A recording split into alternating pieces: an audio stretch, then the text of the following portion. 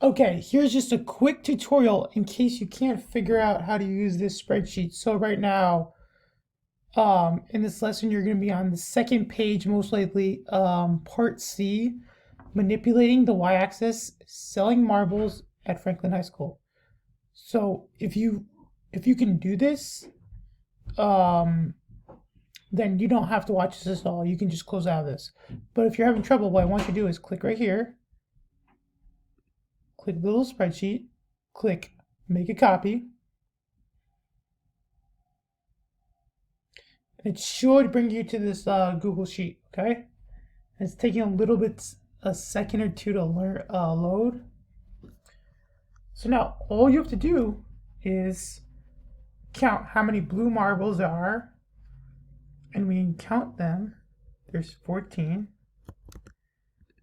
How many red marbles are here? And you notice when you type in 14 right here, what happens? The graph populates. Now what I want you guys to notice is that this is the same data, but why does this look different? 18 red marbles, okay, and 9 yellow marbles. So now you have graph A and graph B. Both reflect this table right here, but they look different. That's the key to this lesson. The next step is that you can either take, literally if you can't figure this out, you can take your phone, take a picture of it, email it to yourself, and upload it into Google Drive into this doc. Or if you remember, it's very important that you guys can upload pictures or screenshots.